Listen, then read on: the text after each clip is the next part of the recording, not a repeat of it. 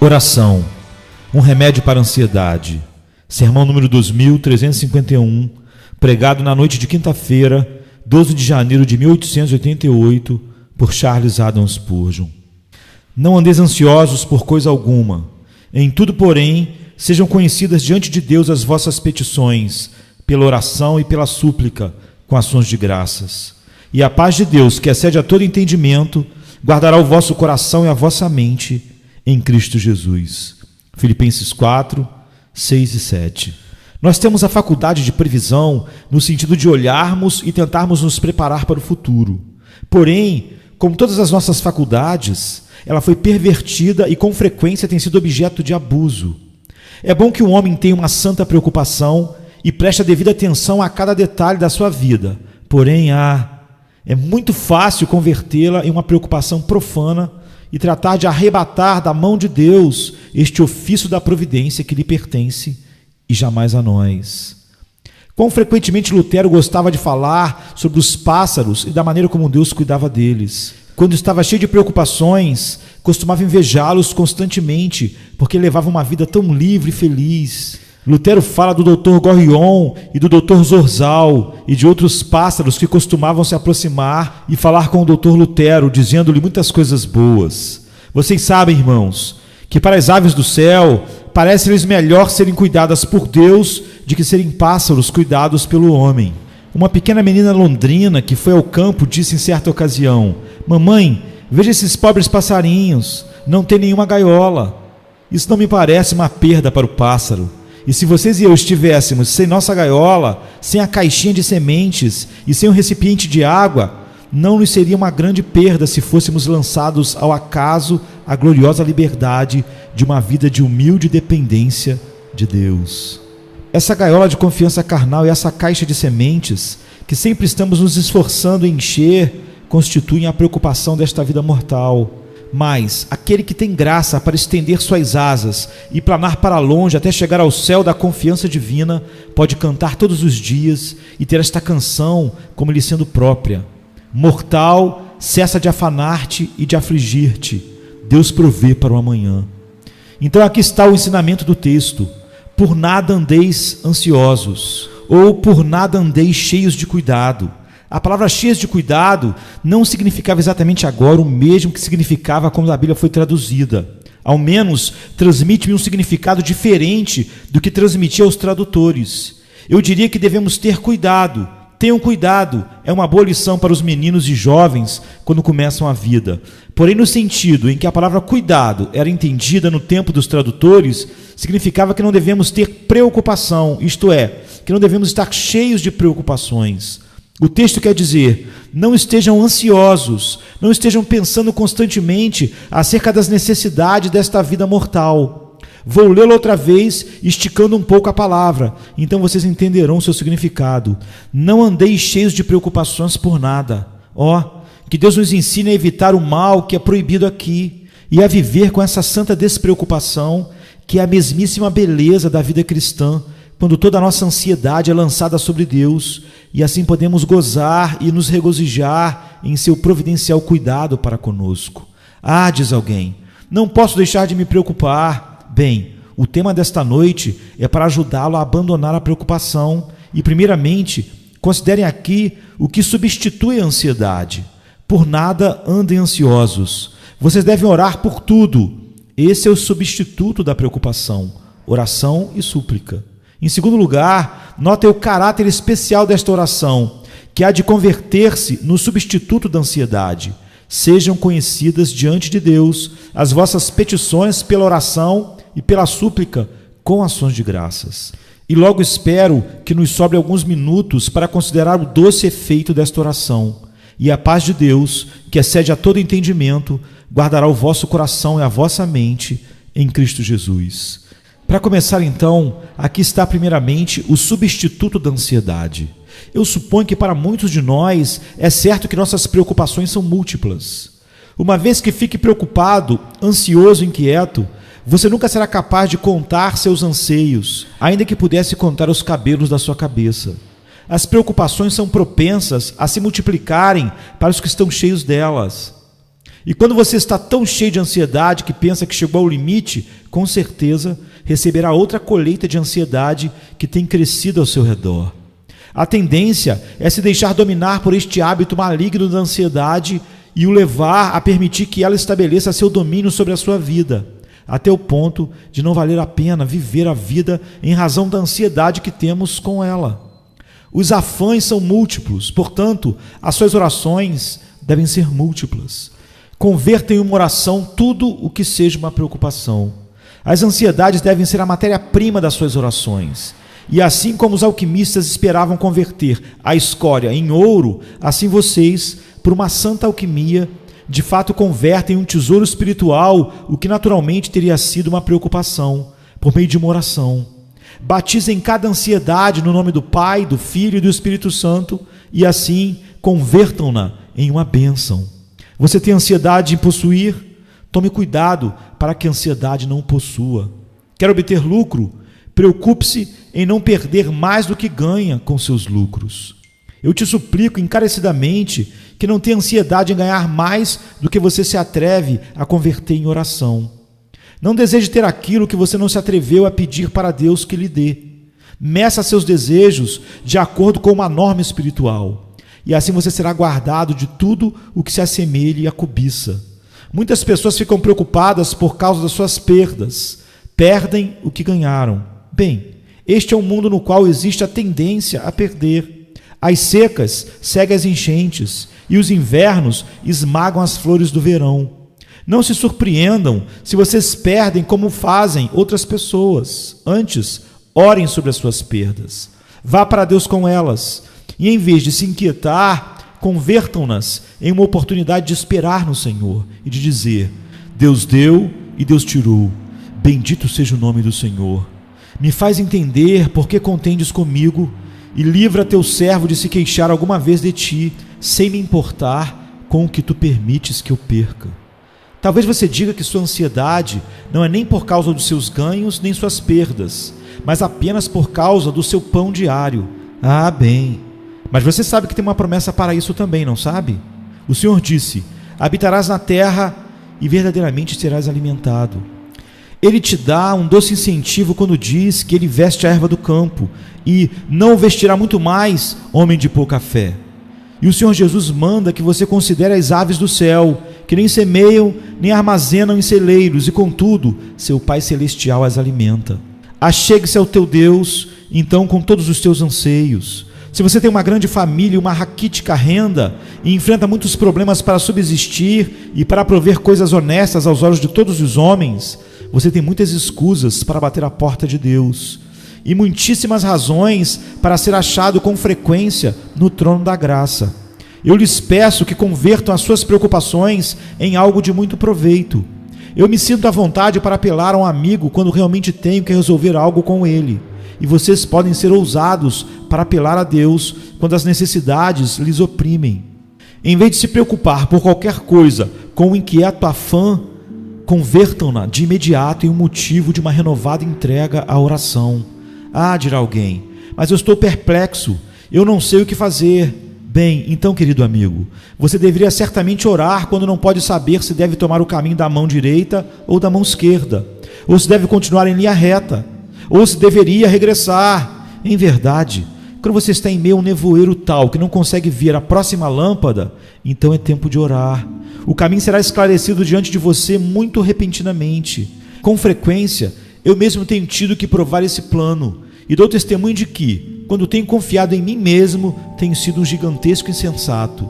Mas quando tenho confiado em Deus, então Ele tem me conduzido e me mantido na via reta, na via correta, e não tem existido nenhum erro a respeito. Eu creio que os filhos de Deus cometem frequentemente os maiores absurdos com relação às coisas simples do que com relação a assuntos difíceis. Vocês sabem o que aconteceu com Israel quando chegaram aqueles gibeonitas com seus sapatos velhos e remendados e mostraram o pão que estava mofado, que, segundo disseram, os haviam tirado quentes dos seus fornos? Os filhos de Israel pensaram: este é um caso muito claro. Estes homens são forasteiros e vieram de um país distante. Podemos fazer aliança com eles. Estavam certos de que a evidência de seus olhos confirmava que eles não eram cananeus. Assim não consultaram a Deus. Toda a situação parecia tão clara que fizeram uma aliança com os gibeonitas, a qual foi um problema para eles posteriormente. Se fôssemos a Deus em oração para tudo, nossas complexidades não nos conduziriam a mais erros do que nossas simplicidades. Em casos simples, assim como em casos difíceis, devemos ser guiados sempre pelo Altíssimo. Talvez outro amigo meu diga: mas eu estou pensando no futuro. Você está? Bem, primeiro permita-me perguntar-lhe o que você tem a ver com o futuro. Você sabe o que o dia trará? Anda pensando sobre o que será de você quando você for velho. Porém, você está certo de que chegará a ser velho? Eu conheci uma mulher cristã que costumava se preocupar com a maneira como seria enterrada. Essa pergunta nunca me incomodou. E há muitos outros assuntos acerca dos quais não devemos nos preocupar. Pode-se encontrar sempre um pau para golpear um cachorro. E se precisam de uma ansiedade, vocês podem geralmente encontrar uma para com ela golpear suas próprias almas. Mas essa é uma pobre ocupação para qualquer um de vocês. Em vez de fazerem isso, convertam cada coisa que possa ser motivo de ansiedade em um motivo de oração. Não passará muito tempo até que tenham um motivo para ansiedade. Assim, não passará muito tempo sem que tenham um tema de oração. Elimine esta palavra ansiedade e escrevam simplesmente em seu lugar esta palavra oração. Então, embora suas preocupações sejam múltiplas, suas orações também serão múltiplas. Notem a seguir, queridos amigos, que uma preocupação indevida é uma intrusão na esfera de Deus. É fazer de si mesmo o pai da casa, no lugar de ser um filho. É fazer de si mesmo o Senhor, em vez de ser um servo para quem o Senhor provê suas rações. Agora, se em vez de fazer isso, você converter a preocupação em oração, não haverá intrusão, pois você pode vir a Deus em oração sem ser acusado de presunção. Ele o convida a orar. Mais ainda, aqui por meio do seu servo, ordena-lhe que sejam conhecidas vossas petições diante de Deus em toda oração e súplica com ações de graças. Além disso, as preocupações não nos servem de nada e nos causam um grande dano. Se você fosse se preocupar tanto quanto desejasse, não poderia crescer uma polegada a mais, nem fazer crescer outro cabelo em sua cabeça, nem mudar a cor de um cabelo branco para preto. Isso nos diz o Salvador, e ele pergunta: se a preocupação falha em coisas tão pequenas, o que ela poderia fazer nos mais elevados assuntos da providência? Não pode fazer nada. Um agricultor visitou seus campos e disse: não sei o que acontecerá conosco. Se essa chuva continuar, o trigo será destruído, não teremos nenhuma colheita, a menos que tenhamos um bom clima. Caminhava para cima e para baixo, apertando suas mãos, se preocupando e incomodando a todos os membros da família, mas não produziu nem um só raio de sol, apesar de toda a sua preocupação. Com toda a sua linguagem petulante, não pôde dispersar nenhuma nuvem, nem pôde deter nenhuma só gota de chuva, não obstante todas as suas murmurações. Então, de que adianta seguir corroendo o seu próprio coração, se não podem obter nada com isso? Aliás, isso debilita nosso poder de nos ajudar e, especialmente, nosso poder de glorificar a Deus. Um coração cheio de ansiedades nos impede de julgar retamente em muitos assuntos. Frequentemente tenho usado um exemplo, não conheço outro melhor, de tomar um telescópio, soprar sobre ele o cálido alento da nossa ansiedade, aproximar os olhos e logo dizer que não se pode ver nada a não ser nuvens. É evidente que não podemos e nunca o faremos enquanto exalarmos nossa respiração sobre ele. Se fôssemos imperturbáveis, tranquilos, serenos e dominados por Deus, faríamos o correto. Deveremos ter, como dizemos, presença de espírito no tempo de dificuldade. O homem que tem a presença de Deus pode esperar ter presença de espírito. Se esquecemos de orar, vocês se surpreendem de que estejamos todos inquietos, preocupados e que façamos a primeira coisa que nos ocorre à mente, que é geralmente a pior, em vez de esperar até ver o que se deve fazer e logo fazê-lo confiantemente e com fé, com os olhos em Deus.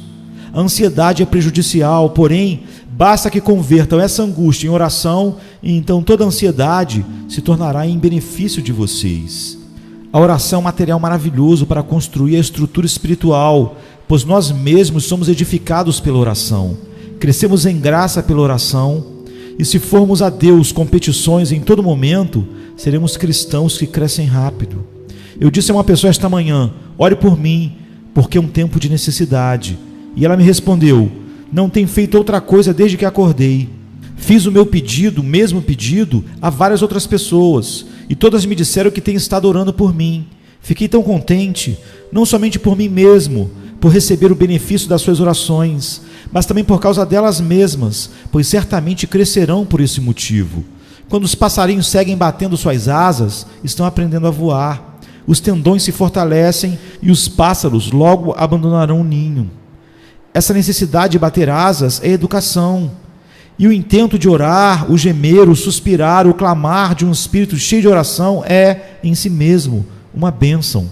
Acabe então com esse hábito prejudicial da ansiedade e pratiquem o hábito enriquecedor da oração.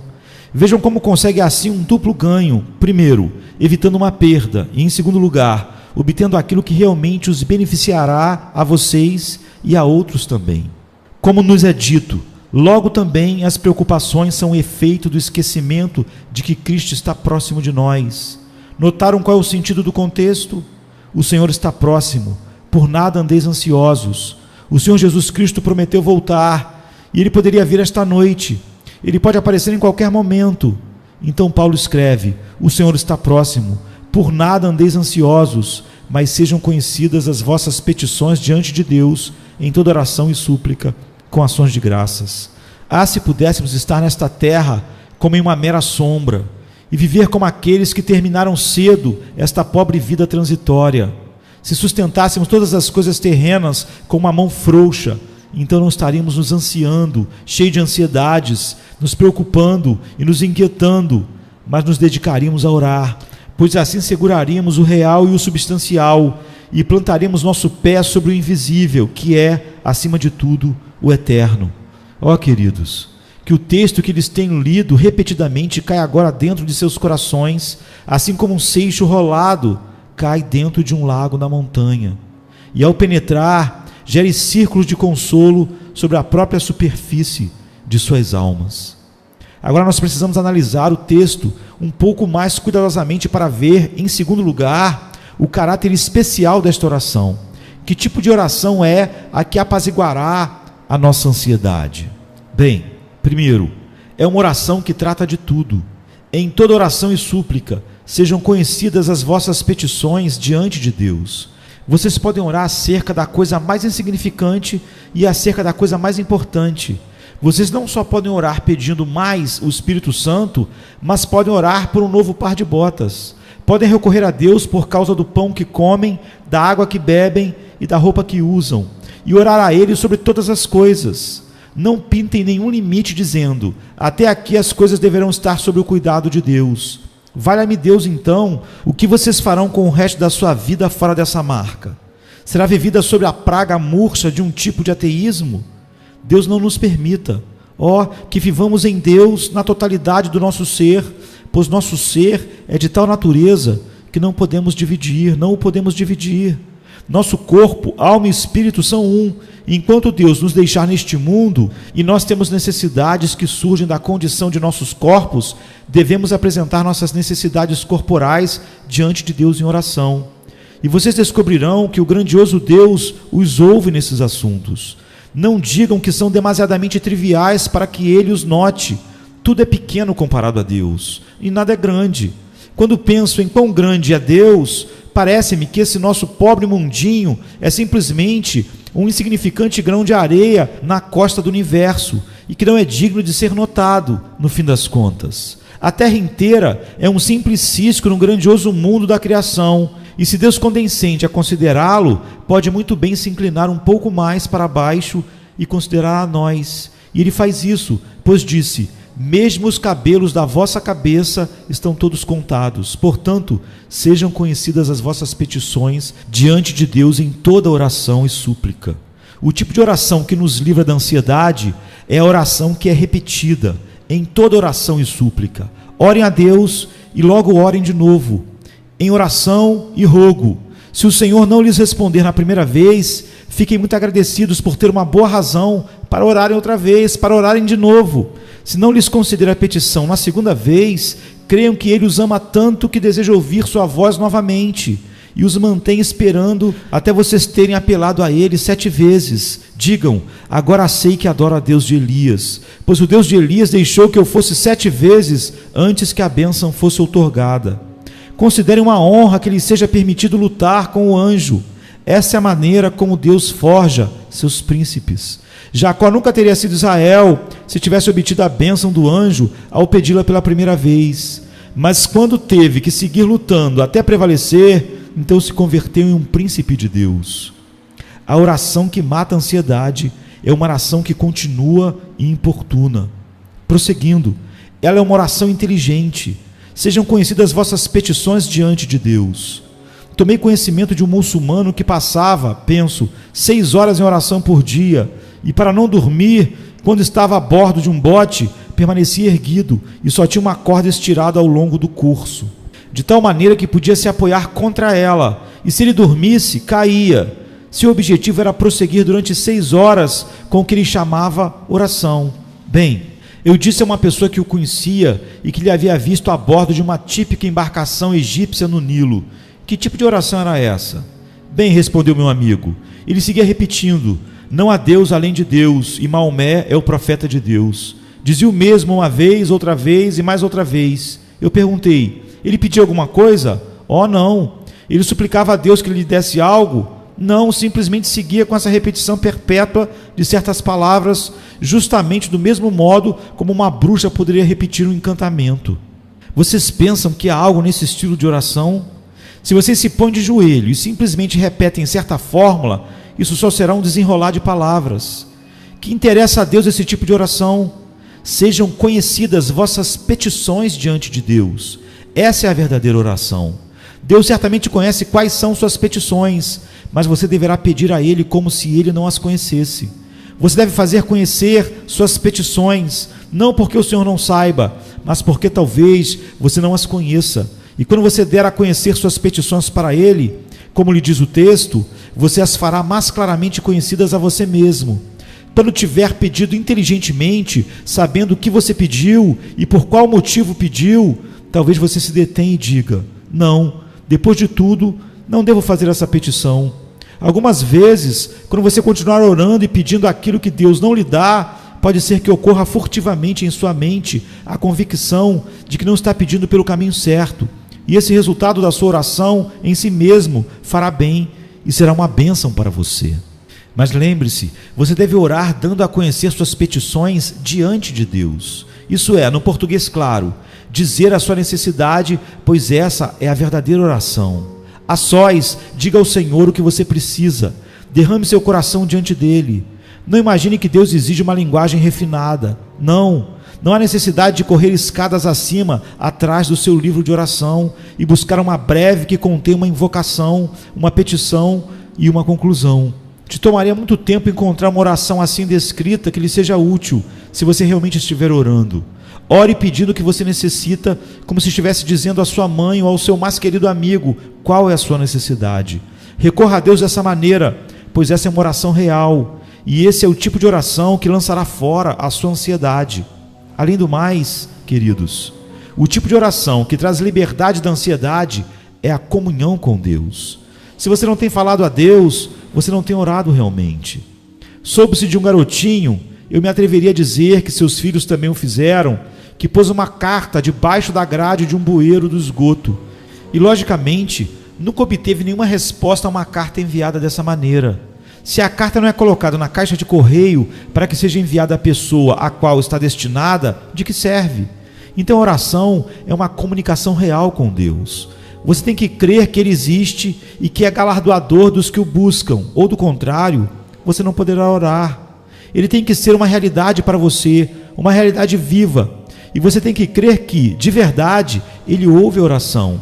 Então você deve falar com Ele, crer que vai receber a petição que você faz a Ele, e assim haverá de recebê-la, se essa for a vontade do Senhor. Ele nunca deixou de honrar uma oração de fé. Pode ser que Ele faça esperar por um tempo, mas as demoras não são negações. E Ele tem respondido frequentemente uma oração que pedia prata dando ouro. Pode haver negado o tesouro terrenal, mas tem outorgado riquezas celestiais equivalentes a 10.000 vezes o valor. E o suplicante tem ficado mais que satisfeito com a troca. Sejam conhecidas as vossas petições diante de Deus.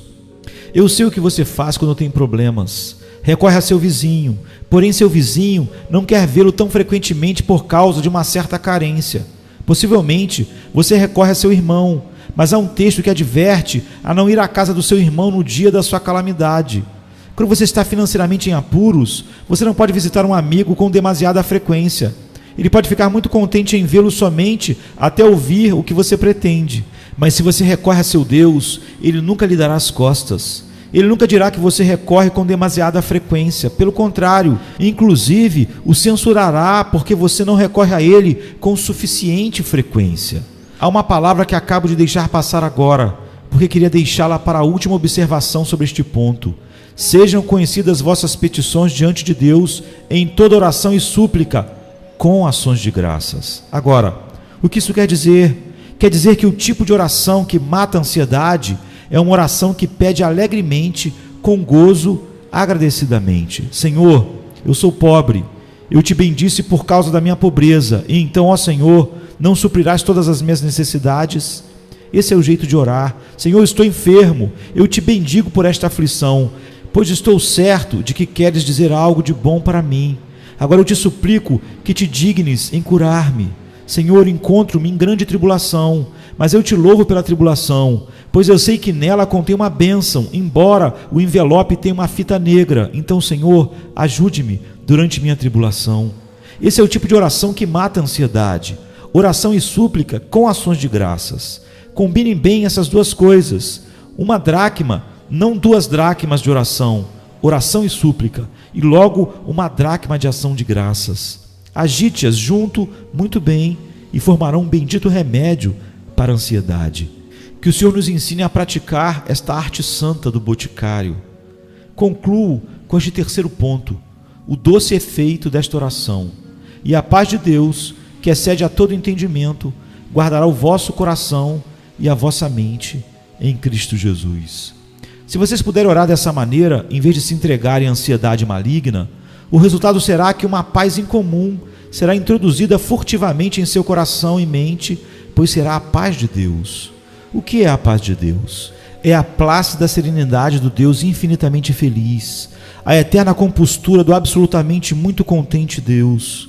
Isso tomará posse do seu coração e mente. Notem como a descreve o apóstolo Paulo, a paz de Deus que excede a todo entendimento. Outras pessoas não a entenderiam, não seriam capazes de explicar por que você está tão tranquilo. E mais, você não seria capaz de lhes explicar, pois se excede todo entendimento, certamente excede toda expressão. E o que é ainda mais maravilhoso é que você mesmo não a entenderá. Será uma paz tamanha que para você será insondável e imensurável. Quando um dos mártires estava pronto de arder na fogueira por Cristo, disse ao juiz que estava dando as ordens para incendiar a pira: quer se aproximar e pôr sua mão sobre o meu coração? O juiz o fez. Bate muito depressa? Perguntou o mártir.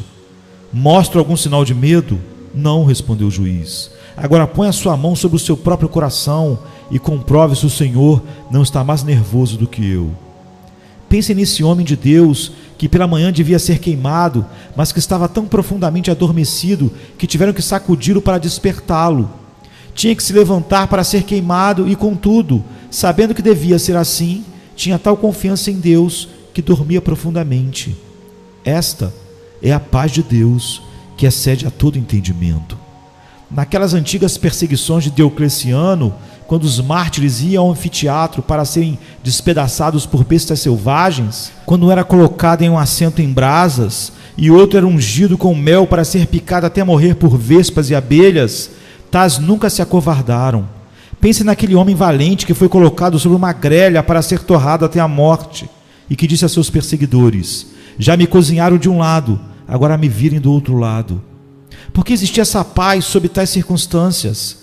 Era a paz de Deus que excede a todo entendimento. Nós não temos que sofrer assim em nossos dias, mas se algum dia chegar a esse ponto, a paz que goza um cristão será poderosa. Depois de ter havido um grande tormento, o mestre se pôs de pé na proa do barco e disse ao vento: emudeça. E lemos que se fez grande bonança. Vocês sentiram isso alguma vez? Vocês na verdade o sentem esta noite? Se vocês aprenderem esta arte sagrada de fazer com que todas as suas petições sejam conhecidas ante Deus, e a paz de Deus, que excede a todo entendimento, haverá de guardar seus corações e seus pensamentos em Cristo Jesus. Essa bendita paz que guarda seus corações e seus pensamentos é uma paz que protege. A palavra grega implica guarnição. Não é estranho que um termo militar seja usado aqui e que seja uma paz que atue como um vigia para o coração e mente. É a paz de Deus que deve proteger o Filho de Deus. É uma estranha, porém formosa figura. Ouviu que o medo é como uma governanta para um cristão. Bem, o medo pode ser um bom guardião para manter distante os cachorros, mas mantém distância de um depósito sem nada de valor guardado lá. Porém, a paz, embora pareça debilidade, é a essência da fortaleza. E enquanto vigia, também nos alimenta e supre nossas necessidades. É também uma paz que nos vincula a Jesus. A paz de Deus, que excede todo entendimento, guardará os vossos corações e vossos pensamentos, isto é, seus afetos e sua mente, seus desejos e seu intelecto. Guardará seu coração de tal maneira que não temerá. Guardará sua mente de tal maneira que não conhecerá nenhum tipo de perplexidade. A paz de Deus guardará os vossos corações e vossos pensamentos em Cristo Jesus. Tudo é em Cristo Jesus e, portanto, é duplamente doce e precioso para nós. Ó, meus queridos ouvintes, alguns de vocês vêm aqui nas quintas-feiras pela noite e não sabem nada sobre essa paz de Deus, e talvez se perguntem por que nós cristãos fazemos tal alvoroço acerca de nossa religião. Ah, se o soubessem! Vocês talvez fizessem mais alvoroço acerca dela do que nós fazemos, pois ainda que não houvesse um além, e nós sabemos que há, o hábito bendito de apelar a Deus em oração e de lançar toda a nossa ansiedade sobre Ele nos ajuda a viver de maneira extremamente alegre, inclusive nesta vida. Nós não cremos no secularismo, mas se o fizéssemos, não haveria preparação para a vida terrena como este viver para Deus e viver em Deus. Se vocês têm um Deus falso e simplesmente vão à igreja ou à capela e levam seu livro de oração ou seu inário e por isso pensam que são cristãos, enganam-se a si mesmos. Mas se vocês possuem um Deus vivo e têm uma comunhão real e constante com Ele, como um hábito, e vivem sob a sombra das asas do Todo-Poderoso, então vocês gozarão de uma paz que fará com que os demais se assombrem e fará com que vocês mesmos se assombrem também, pois é a paz de Deus que excede a todo entendimento. Que Deus lhes conceda isso, meus queridos ouvintes, por amor a Cristo Jesus, o nosso Senhor. Amém. Amém. Oração, um remédio para a ansiedade. Sermão número 2351, pregado na noite de quinta-feira, 12 de janeiro de 1888, no Tabernáculo Metropolitano. Charles Haddon Spurgeon, 1834-1892. A graça resgatou o miserável como eu morto fui, mas vivo estou, pois graça conheci. A graça resgatou o miserável como eu morto fui, mas vivo estou, pois graça conheci. Deus é soberano e graça, sua graça regenera, só a graça justifica.